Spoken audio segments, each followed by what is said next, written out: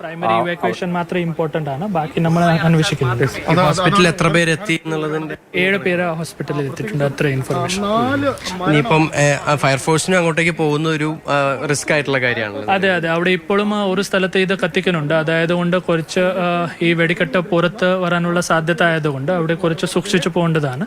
So that is what we are doing. ഈ വെടിക്കെട്ട് സാമഗ്രികൾ നനച്ചു കഴിഞ്ഞാൽ അത് പൊട്ടാതിരിക്കും, അതിന്റെ സാങ്കേതികത്വം എന്തെങ്കിലും ഫയർഫോഴ്സുകാരെ എന്തെങ്കിലും പറഞ്ഞിരുന്നോ?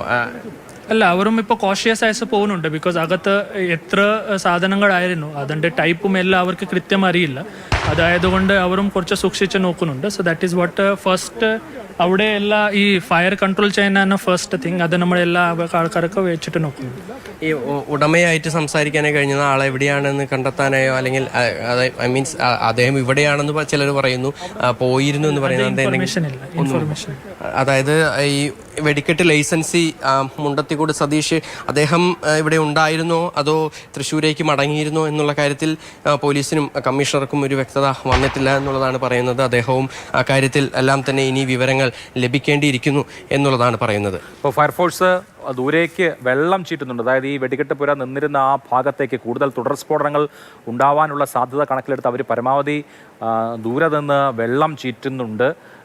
അങ്ങനെ ഇനി തുടർ സ്ഫോടനങ്ങൾ ഒഴിവാക്കുക എന്നുള്ളതാണ്. പൂർണ്ണമായും ഇനി സ്ഫോടനം ഉണ്ടാവില്ല എന്ന് ഉറപ്പുവരുത്തിയതിന് ശേഷം മാത്രമേ അവിടേക്ക് രക്ഷാപ്രവർത്തകർക്ക് എത്താൻ കഴിയുകയുള്ളൂ, പോലീസിനും ഫയർഫോഴ്സിനും എത്താൻ കഴിയുകയുള്ളൂ. ഇല്ലെങ്കിൽ അവരുടെ ജീവനും അപകടത്തിലാകും. ഇപ്പോൾ 7 പേരെ ആശുപത്രിയിലേക്ക് കൊണ്ടുപോയിട്ടുണ്ട് എന്നാണ് പോലീസ് കമ്മീഷണർ വിശദീകരിച്ചിട്ടുള്ളത്.